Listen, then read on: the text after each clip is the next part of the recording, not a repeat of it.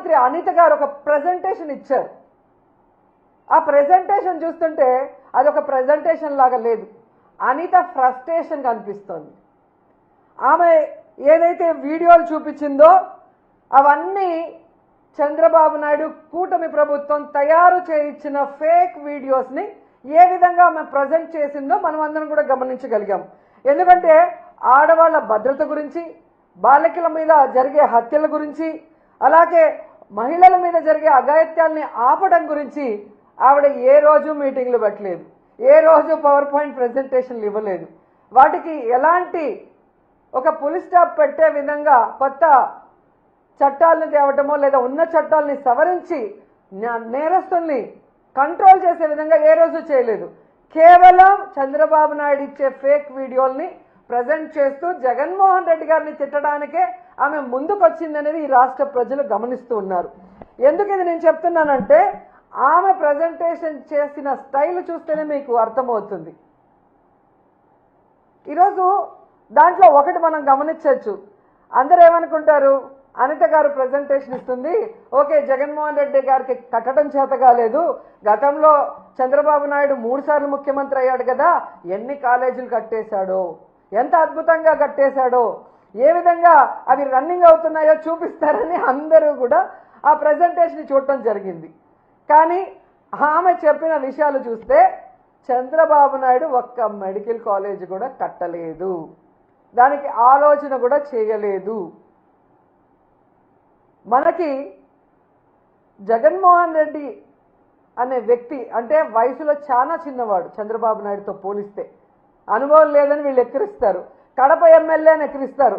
మరి కడప ఎమ్మెల్యే గారికి 17 మెడికల్ కాలేజీలని పర్మిషన్లు తెచ్చి వాటికి శ్రీకారం చుట్టి దాదాపుగా ఈరోజు 6 కాలేజీలు రన్నింగ్లో ఉన్నాయి. ఈ 15 నెలల్లో వీళ్ళు గనక వాటికి డబ్బులు కేటాయించి చేస్తుంటే అవి కూడా ఈరోజు రన్నింగ్లోకి వచ్చే అవకాశం ఉండి కూడా చేయలేక వీళ్ళు వెనక్కి పెట్టి జగన్మోహన్ రెడ్డి గారిని తిడుతుంటే ప్రజలు నవ్వుతున్నారు.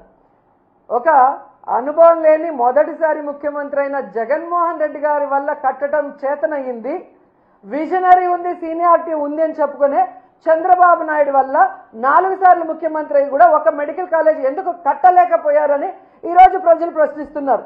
దానికి సమాధానం చెప్పండి. ఈరోజు ఈ రాష్ట్రాన్ని అప్పనంగా తాకట్టు పెట్టి దాదాపుగా 1,97,000 కోట్ల రూపాయల్ని 15 నెలల్లో అప్పు తీసుకొచ్చారు కదా, ఎందుకు మీరు 5,000 కోట్లు కూడా ఖర్చు పెట్టి ఈ 10 మెడికల్ కాలేజీని ఎందుకు ఫినిష్ చేయలేకపోతున్నారు? ఆ డబ్బులు ఏమైనాయి అంటే సమాధానం లేదు. ఈరోజు ఎంత ఘోరం అంటే పీపీపీ అంటే ప్రైవేటీకరణ కాదు అని అనిత అంటుంది. మరి పీపీపీ అంటే ప్రైవేటీకరణ కాకపోతే రౌడీ షీట్లకు ఇచ్చే పెరోలా అని నేను అడుగుతున్నా. ఎందుకంటే పీపీపీ అంటే ప్రైవేటీకరణ అని అందరికీ తెలుసు, మరి ఈ పచ్చ నాయకులకి ఎందుకు తెలియట్లేదో నాకు చెప్పాల్సిన అవసరం ఉంది. ఈరోజు పీపీపీ కానప్పుడు డబ్బులు లేక ప్రైవేటు వాళ్ళకి అప్పగిస్తున్నామని జీవో ఎందుకు ఇచ్చారు? మరి ఆ జీవోని రద్దు చేయండి. మీరు చెప్పినట్లుగా పీపీపీ అంటే ప్రైవేటీకరణ కాదు అని మీరు అన్నది నిజమైతే, డబ్బులు లేక ఈరోజు ప్రైవేటు వాళ్ళకి దీన్ని ఇస్తున్నామని జీవో ఇచ్చారు కదా, అది వెంటనే రద్దు చేసి ప్రభుత్వమే ఆ కాలేజీల్ని పూర్తి చేయాలని కూడా వైఎస్ఆర్సీపీ నుంచి మేము డిమాండ్ చేస్తున్నాం. మళ్ళీ అనిత అంటుంది జగన్మోహన్ రెడ్డి గారు లండన్ మందులు వేసుకోకపోవడం వల్ల ఏదేదో పిచ్చి పిచ్చిగా మాట్లాడుతున్నాడంట. ఈరోజు హైదరాబాద్లో 15 రోజులకు ఒకసారి ఏఐజీ హాస్పిటల్కి పోయి ఎవరు మందులు వేసుకుంటున్నారో రాష్ట్రంలో ఉన్న తెలుగు రాష్ట్రాల్లో ఉన్న అందరి ప్రజలకు తెలుసు.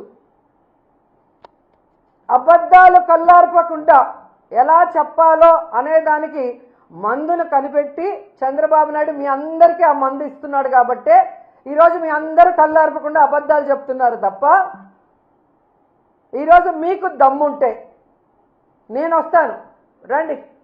రాజమండ్రి మెడికల్ కాలేజ్కి వస్తారా? విజయనగరం మెడికల్ కాలేజ్కి వస్తారా? నేను ఇన్ఛార్జిగా ఉన్న మచిలీపట్నం మెడికల్ కాలేజ్కి వస్తారా? నంద్యాల మెడికల్ కాలేజ్కి వస్తారా?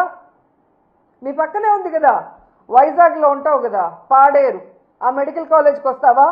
మెడికల్ కాలేజీలు అంటే ఎలా ఉంటాయి, ఎలా కట్టాలి, అక్కడ చదువుకుంటున్న మెడికల్ స్టూడెంట్స్ ఎవరెవరు అనేది డీటెయిల్గా మీకు చూపిస్తాను. దమ్ముంటే ఎవడైనా రండి, తీసుకెళ్తాను. ఏదో పిచ్చి పిచ్చి వీడియోలు తయారు చేసి ఈ పిల్లలు చూస్తే వా అంటారా? ఆ పిల్ల నువ్వేమన్నా యాంకర్వా, హోమ్ మినిస్టర్వా? ఏదో షోలో యాంకరింగ్ చేసినట్టు యాంకర్ లాగా మాట్లాడుతున్నావు. పిల్లలు చూసి వావ్ అంటారా అని. జగన్మోహన్ రెడ్డి గారు ప్రజలకి మంచి చేశారు. మీలాగా ఈవీఎంలను మేనేజ్ చేసుకుని అధికారంలో రాలేదు. ప్రజలకి తాను ఏం చేస్తానో నమ్మకం కలిగించి అధికారంలోకి వచ్చారు.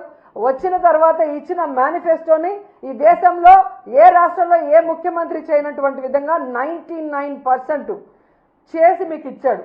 స్కూళ్ళు కానీ, హాస్పిటల్ కానీ, హార్బర్లు కానీ, ఇలా చెప్పుకుంటూ పోతే జగన్మోహన్ రెడ్డి గారు ఎంత అభివృద్ధి చేశారో మీ అందరికీ కళ్ళారా చూశారు.